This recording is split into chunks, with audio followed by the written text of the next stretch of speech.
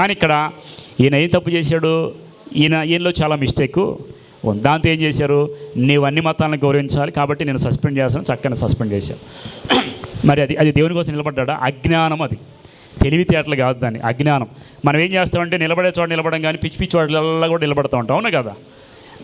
మనకు తెలియదు చాలా విషయం. కానీ ఇక్కడ చూడండి, మీరు మొక్కలేదు కాబట్టి నేను అగ్నిగుండంలో నీకు ఇందు గురించి సమాధానం ఇచ్చాల్సినటువంటి అవసరం కూడా మాకు లేనే లేదు. తర్వాత 17 మేము సేవించిన దేవుడు మండుచున్న వేడి గల అగ్నిగుండంలో నుంచి మమ్మల్ని తప్పించుటకు రక్షించుటకు సమర్థుడు, మరియు నీ వశమున పడకుండా ఆయన మమ్మను రక్షించును. ఒకవేళ ఆయన రక్షించకపోయినా రాజా నీ దేవత మాత్రము ఆమె. వినండి ఒకసారి, వాళ్ళ తీర్మానం ఏంటంటే మా దేవుడు రక్షించడానికి సమర్థుడే, నువ్వు అగ్నిగుండంలో పడేస్తావు, కానీ మేము మాత్రం మీకు మొక్కనే మొక్కం. ఒకవేళ మా దేవుడు రక్షించే సమర్థుడు, రక్షించకపోయినా కానీ ఇక్కడ మనం ఒక తీర్మానం చేసుకోవాలి. ఒక్క నిమిషం, మనం ఏం నేర్చుకోవాలంటే ఇక్కడ మనం ప్రార్థన చేస్తే దేవుడు సమాధానం ఇవ్వచ్చు, ఇవ్వకపోవచ్చు. వినండి జాగ్రత్తగా. నువ్వు అడిగింది దేవుడు నీకు ఇవ్వచ్చు, ఇవ్వకపోవచ్చు. నువ్వు ఆశించేది నీకు దొరకవచ్చు, కానీ నా దేవుడిని మాత్రం నేను విడిచిపెట్టను. ఇది విశ్వాసం అంటే. దేవుడు రక్షించేవాడే కాదా? కానీ దేవుడు రక్షించడానికి వాళ్ళ దగ్గరికి వచ్చాడు ఆ రోజు. మా దేవుడు రక్షించడానికి సమర్థుడే, కానీ ఒకవేళ మా దేవుడు రక్షించకపోయినా కానీ మేము మాత్రం, మీ విశ్వాసం ఎప్పుడు ఎలా ఉండాలంటే, మీరు ఏదైనా ప్రార్థన చేశారనుకో, అది రాలేదనుకో, నా దేవుడు దీన్ని ఇవ్వడానికి సమర్థుడు. మీకు ఒక ఇల్లు ఇవ్వాలండి, మీ దేవునికి ఇల్లు ఇవ్వడం సమర్థం. దేవునికి సామర్థ్యం ఉందా లేదా? ఉంది, ఇవ్వడానికి సామర్థ్యం కలిగినవాడు. కానీ ఆయన ఇవ్వకపోయినా కానీ ఐ డోంట్ కేర్. నాకు జాబ్ కావాలి, ప్రార్థన చేస్తున్నాను, జాబ్ ఇవ్వడానికి దేవునికి ఒక చిటికలో పని. నాకు ఒకవేళ రాకపోయినా కానీ నేను మాత్రం దేవుడిని విడిచిపెట్టనే. ఫెయిత్ అంటే ఏంటంటే, మీరు ఏదైతే ప్రార్థన చేస్తున్నారో అది వచ్చినా రాకపోయినా మీరు నమ్మకంగా ఉండటమే ఫెయిత్. యోబు ఒక మాట అంటాడు కదా, ఏమంటాడు? దేవుని దగ్గర నుండి మేలు మాత్రమే అనుభవించాలా, కీడు అనుభవించతగదా అంటాడు ఆయన. అంటే దేవుడు ఏదైనా మన మేలుకే చేస్తాడు, అది మంచి జరగని చెడు రాని. ఆ చెడు కూడా దేవుడు మంచికి దేవుడు మలుస్తాడు. కాబట్టి ఇక్కడ వీళ్ళ విశ్వాసం ఏంటంటే, మా దేవుడు ఏదైనా చేయడానికి సమర్థుడే, కానీ ఒకవేళ మాకు సమాధానం రాకపోయినా మేము మాత్రం మొక్కనే, కాంప్రమైజ్ అవ్వం. ఇలాంటి విశ్వాసం మీలో ఉండాలి, మనలో ఉండాలి. నేను ప్రార్థన చేసేది నాకు రాకపోయినా, నేను అడిగింది ఆశించింది నాకు తొందరగా దొరకపోయింది, దేవుడు ఇచ్చేవాడే, కానీ ఒకటప్పుడు మనకు అడిగింది ఒకసారి రాదు. దేవుడు ఇస్తాడు, కానీ ఒకవేళ ఇవ్వకపోయినా నేను మాత్రము దేవునికి దూరం అవను. కాబట్టి నువ్వు అడిగింది, ఒకసారి ఒక ఆయన ప్రార్థనకు వచ్చాడు అన్యుడే, ఏంటి ప్రార్థన రావట్లేదు, నేను అడిగింది దేవుడు చేయలేదు. చాలామంది చెప్పారు ఈ సమాధానం, ఇక్కడ చేయలేదండి, వేరే చోటకి వెళ్తాను, ప్రార్థన కాదు వేరే టెంపుల్కి వెళ్ళాలి. మీ ఇష్టం, ఎక్కడికైనా వెళ్ళండి, ఏదేం చేసుకోండి. నేను ఒకటి చెప్తాను, దేవుడు నీకు మేలైనది అవసరానికి ఇస్తాడు. ఒకవేళ ఆయన ఇవ్వలేదంటే ఆయన చిత్తం ఏదైనా ఉండొచ్చు. కాబట్టి గుర్తుపెట్టుకోండి, దేవుడు ఎప్పుడు ఏం చేస్తారో మీకు ఆయన చిత్తానుసారంగా చేస్తారో, మీరేం భయపడాల్సిన అవసరము. కాబట్టి వీళ్ళు చూడండి, అయ్యా నేను ప్రార్థన చేశాను, దేవుడు నాకు ఇవ్వలేదు, నేను అడిగింది దేవుడికి, ఆ దేవుడి మీద అడిగేవాళ్ళు లేరంటారా చాలామంది. వీళ్ళు చూడండి, వీళ్ళని చూసి ఒక విశ్వాసం నేర్చుకోవాలి మనం. ఒకవేళ ఆయన రక్షింపపోయిన రాజా నీ దేవతలు మాత్రం మేము పూజించమని, నిలబెట్టిన బంగారు ప్రతిగా నమస్కరించమని తెలుసుకుని 19 చూడండి ఒకసారి. అందుకు నెబుకద్నెజరు అత్యాగ్రహం నుండి షడ్రక్ మెషక్ అబేద్నెగో వారి విషయంలో వారి ముఖం వికారమైన కనుక గుండంలో ఎప్పటికీ 7 అంతలు వేయడముగా చేయమని ఆజ్ఞ ఇచ్చాను. ఇక్కడ ఒక విషయం నేర్చుకోవాలి. అగ్నిగుండంలో ఒక మనిషి పడితే కాలిపోతాడా? కాలిపోతాడు. వినండి జాగ్రత్తగా, కాలుతాడా లేదా? కానీ 7 అంతలు చేస్తే సరే, ఒక అంతలకు పడితే మసైపోడా? అగ్నిగుండంలో మామూలుగా ఉన్న 7 అంతలు చేస్తే ఎందులో పడ్డా చచ్చిపోయి మసైపోతాడు. కానీ చూడండి, వీళ్ళని భయపెట్టడానికి సాతాను ఏం చేసింది? 7 అంతలు పెంచమని చెప్పింది. అప్పుడైనా భయపడిపోయి ఒకవేళ మొక్కుతారేమో. మీకు ఒకసారి మీకు శిక్ష చాలా కఠినంగా ఉండొచ్చు, మిమ్మల్ని భయపెట్టేస్తుంది ఒక్కోసారి సాతాను. భయపెట్టిన తర్వాత మీరేం భయపడాల్సిన అవసరం లేదు. దేవుడు నార్మల్గా అగ్నిగుండంలోంచి తప్పిస్తాడు, 700 అగ్నిగుండంలోంచి కూడా తప్పించగలిగిన దేవుడు సమర్థుడు. కాబట్టి వీళ్ళని ఏం చేశారంట? బలిష్ఠులకి ఇచ్చి ఆజ్ఞ ఇచ్చి 20 వచ్చిన చూడండి.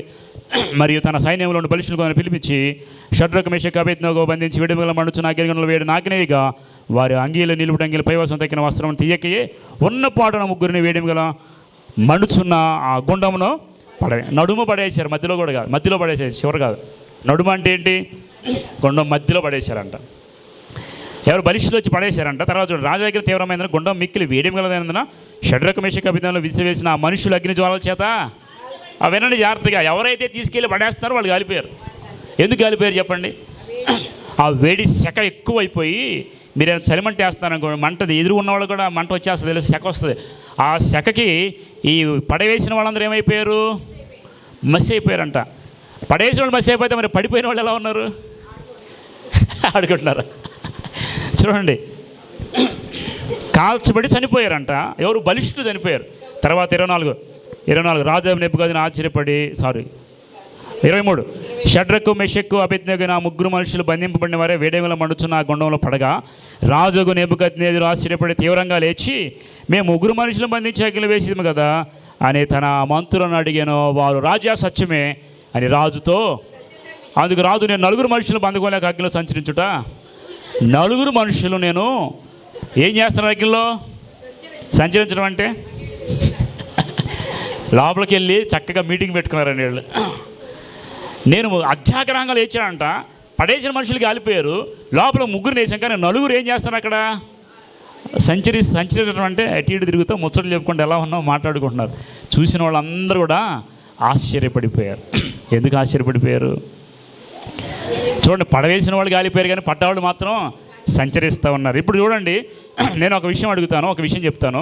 వీళ్ళు సేవించే దేవుడు, ప్రార్థన చేసే దేవుడు, వీళ్ళు అగ్నిగుండంకి వెళ్ళకముందే ఇక్కడే దేవుడు వాళ్ళని కాపాడవచ్చు కదా, ఎందుకు కాపాడలేదు? గుర్తుపెట్టుకోండి.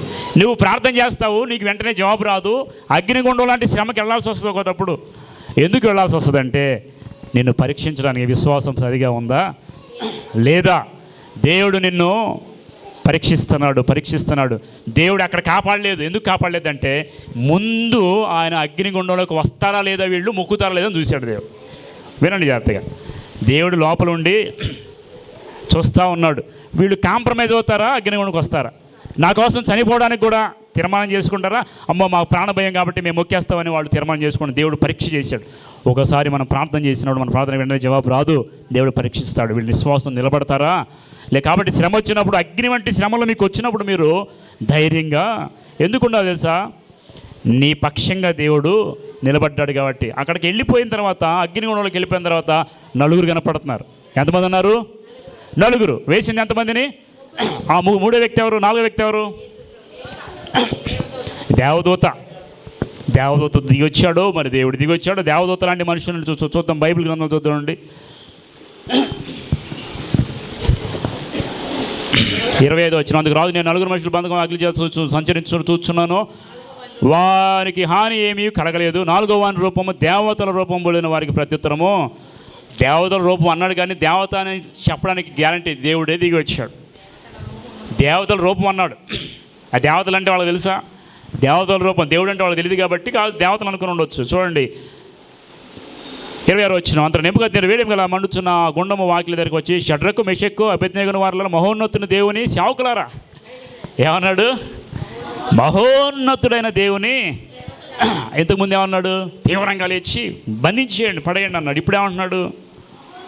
మహోన్నతుడైన దేవుని సేవకులారా. టోన్ మారిపోయింది, మాట మారిపోయింది. ఎందుకని? నీకు ఎక్కడైతే అవమానంగా ఉందో, ఎక్కడైతే నిన్ను ఇబ్బంది పెట్టేస్తున్నారో వాళ్ళ చేతే దేవుడిని పొగిడేలా చేయాలంటే నిలబడండి అంతే. ఇంతకుముందు వీళ్ళు ఏం చేశారు? కోపంతో అగ్నిగుండంలో పడేశారు. ఇప్పుడు వచ్చి గౌరవంతో, అయ్యో మహోన్నతుడైన దేవుని సేవకులారా అని వారిని గౌరవంగా. మీరు ఇప్పుడే మీకు ఒక విషయం నేర్చుకోండి. అవమానించిన చోట, మిమ్మల్ని నిందించిన చోట, మిమ్మల్ని తిట్టిన చోట మీకు ఘనత కావాలంటే మీరు శ్రమలో నిలబడండి. దేవునికి పక్షంగా నిలబడండి, దేవుడి పక్షంగా నిలబడతాడు. అయ్యేమన్నాడు చూడండి, మహోన్నతుడైన దేవుని సేవకులారా బయటికి వచ్చిన అద్దెకు రండని పిలువగా షడ్రకు మెషక్కు అబేద్నెగో అగ్గిలోంచి బయటకు వచ్చారంట. ఎవరన్నా మనుషులు అగ్గిలోంచి బయటికి వస్తారా?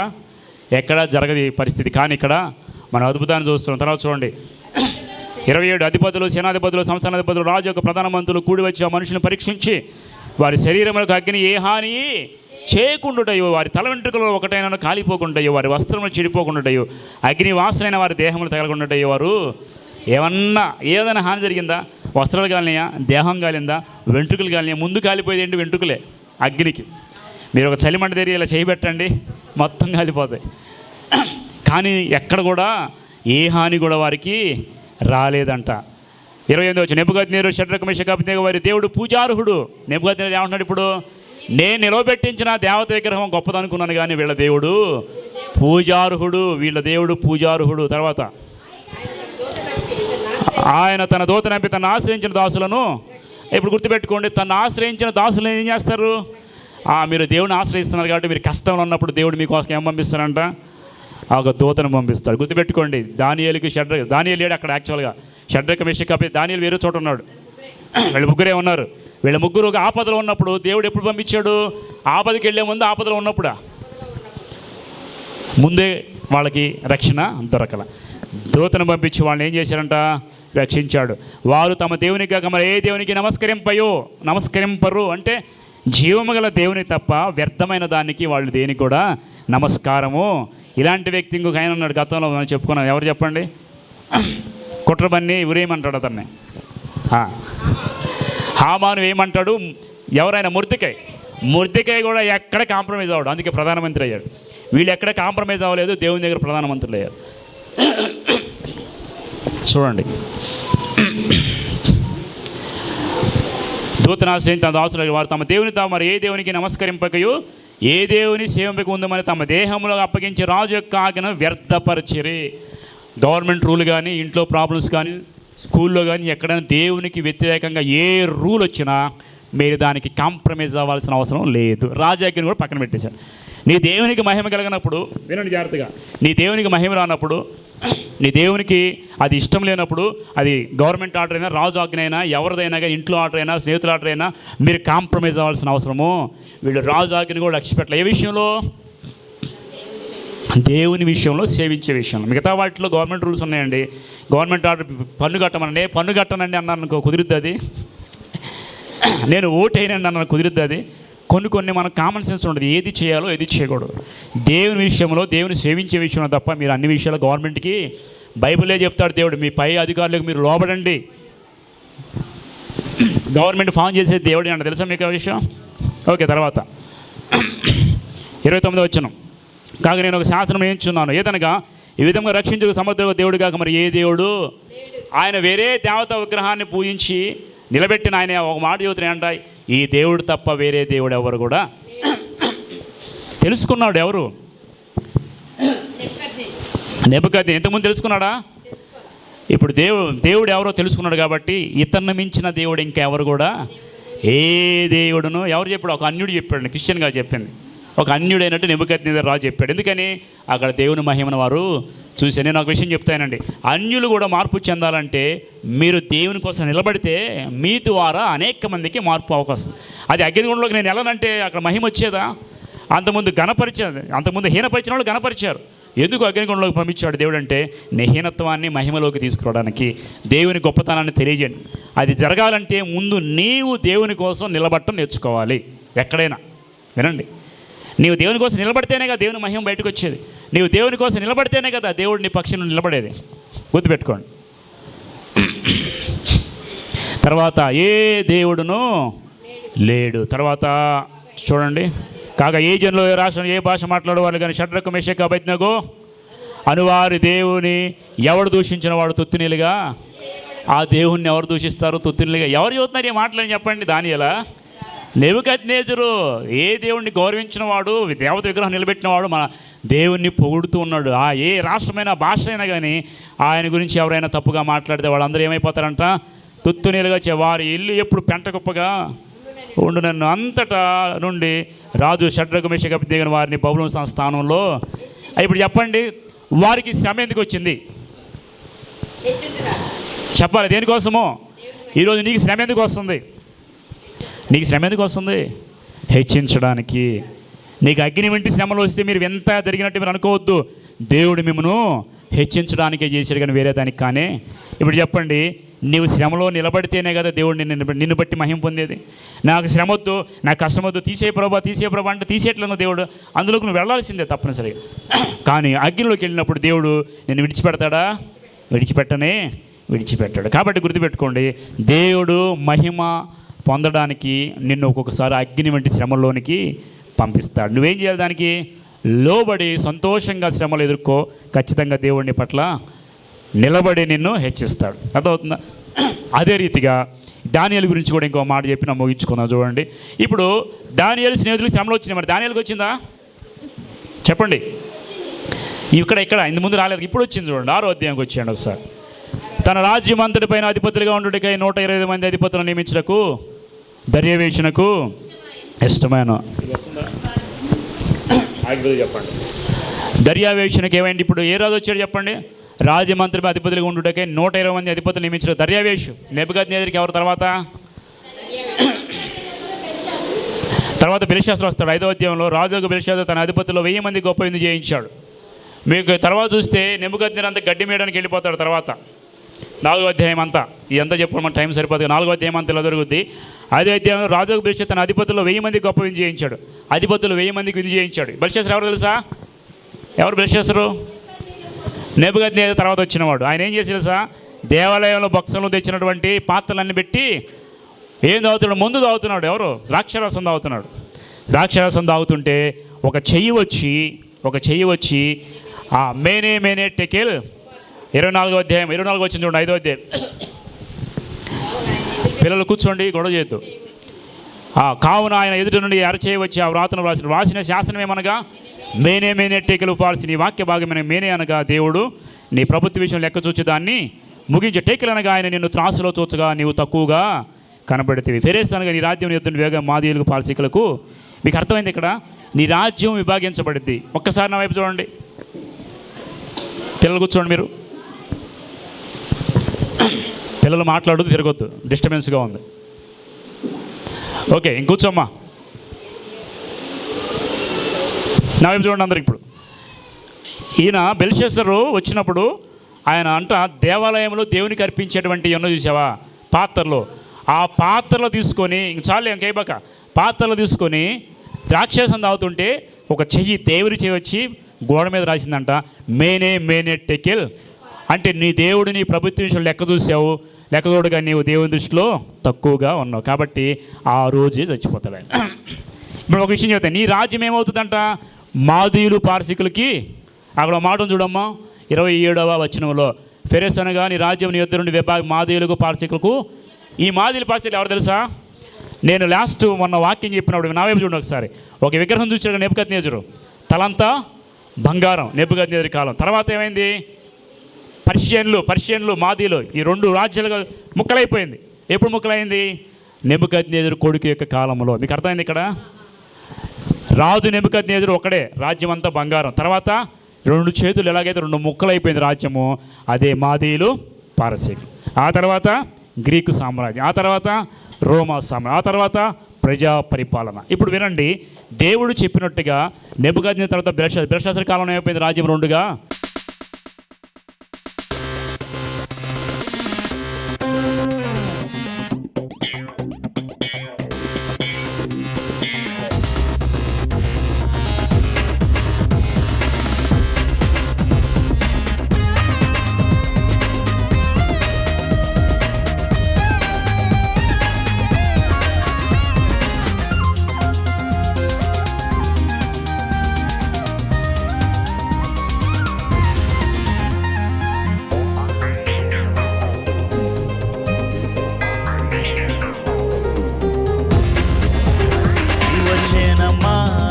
తరలేరా యువతరమా తరలేరా యువజనమా కదలేరా యువతరమా తరలేరా ప్రభు యేసుకు నీవు కావాలి ప్రభు చెంతకు నీవు చేరాలి ప్రభు యేసుకు నీవు కావాలి ప్రభు చెంతకు నీవు చేరాలి ప్రభు పనికై కదలేరా ప్రభు కొరకై తరలేరా ప్రభు పనికై కదలేరా ప్రభు కొరకై తరలేరా రా కదలేరా రా తరలేరా రా కదలేరా రా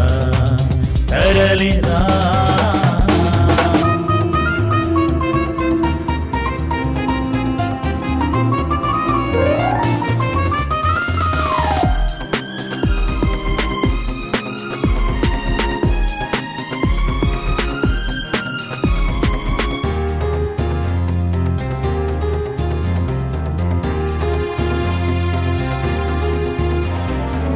నశించు ఆత్మలు ఎన్నియో అగ్నిలో అల్లాడుచుండగా రక్షించు వారెవరు లేకనే చేజారి పోవుచుండగా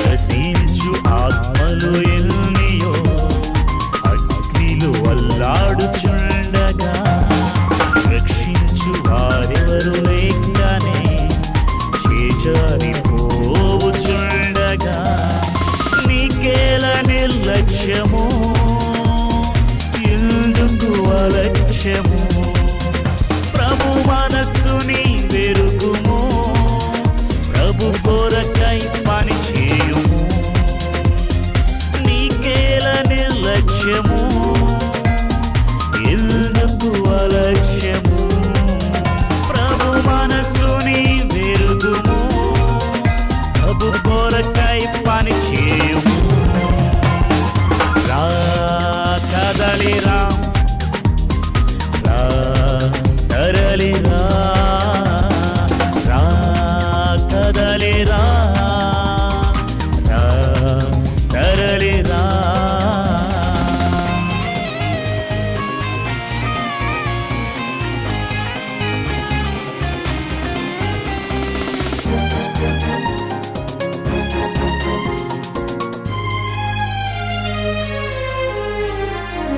అపవాది గర్జించు సింహమై అంతట తిరుగాడుచుండగా ఎవరిని మృంగుదును అని కనిపెట్టి పోరాడుచుండగా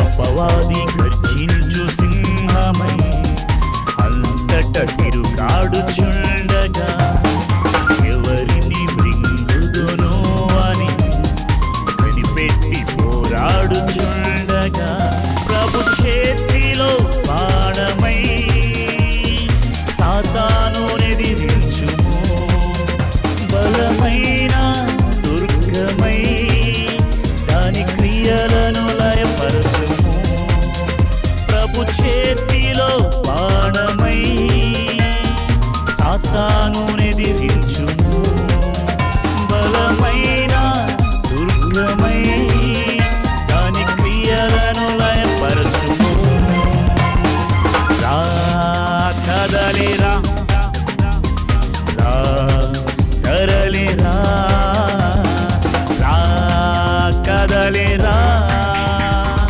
రా తరలిరా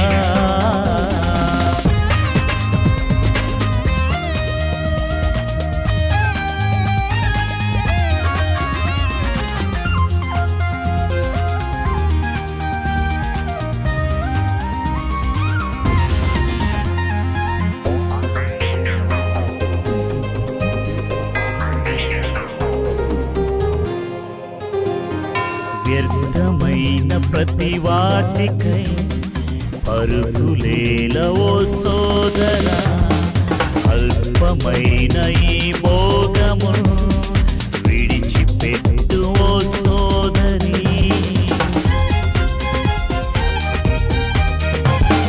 వ్యర్థమైన ప్రతి వాటికై పరుగులేలవో సోదరా అల్పమైన ఈ భోగము విడిచిపెట్టు ఓ సోదరి ఒకటే విలువైనది నీ బ్రతుకును మార్చునది ప్రభు ప్రేమను నీ వెరుగుము ప్రభు దర్శనం నెరవేర్చుము ఒకటే విలువైనది నీ బ్రతుకును మార్చునది ప్రభు ప్రేమను నీ వెరుగుము ప్రభు దర్శనం నెరవేర్చుము రా కదలిరా రా తరలిరా రా కదలిరా